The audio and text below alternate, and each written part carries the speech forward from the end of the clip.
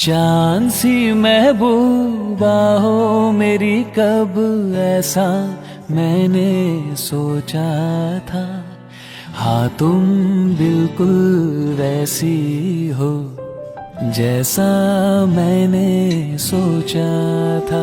ये प्रिपरेशन करते हुए मेरे को लग रहा है कि कंसेप्चुलाइजेशन 6 महीने पहले हुआ था and the preparation almost, I believe if I am not wrong, it started almost 3 to 3.5 months back.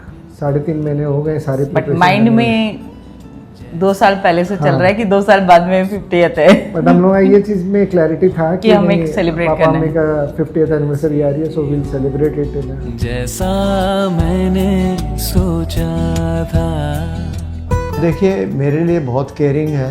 1975 में हम लोग जब एक मिले, उस समय हमारी शादी छापर में हुई। एक हो गए।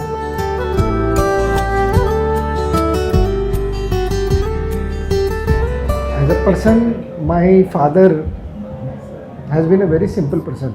वो बोलते हैं ना, जो प्राप्त है पर्याप्त है। तो he has been a very firm believer in to it and उन्होंने भी हम लोगों को भी काफ़ी कंट्रोल किया। She has always been supportive throughout and वही कल्चर है जिसको हम लोग भी we would also like to give it to our children. ना शिकवे है ना वादे हैं। पापा बहुत सिंपल, एकदम शांत, अपने आप में रहने वाले इंसान। मम्मी इज़ वेरी शौकीन, वो है, उनको हर चीज़ का शौक़ है, बनाने का, खिलाने का, सबको बुलाने का, बातें करने का, घूमने जाने का, शॉपिंग करने का, हर चीज़ एकदम लाइवली है। था जैसा मैंने सोचा था। हाँ तुम बिल्कुल वैसी हो जैसा मैंने सोचा था।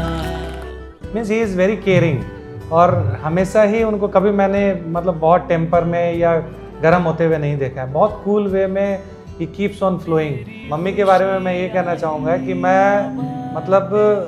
जब भी ससुराल आता हूँ ना, तो मेरे को ये फील नहीं होता है कि मैं ससुराल आया हूँ। उनका इतना केयर रहता है, वो उनके पैरों में दर्द रहता है, वो अपना जो प्रॉब्लम है उसको कभी भी एक्सप्रेस नहीं करती है।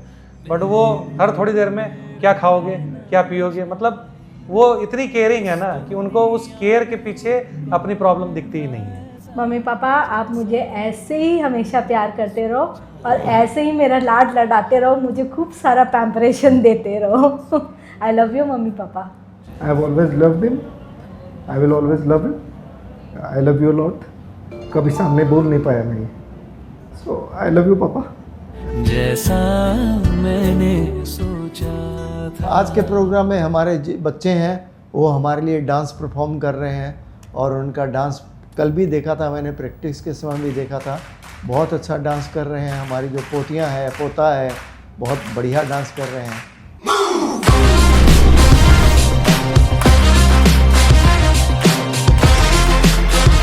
हमारे बच्चे हमारे लिए जो इतना करते हैं, वो स्वस्थ रहें, सुखी रहें और आगे बढ़ते रहे। आगे बढ़ते हैं। आगे बढ़ते।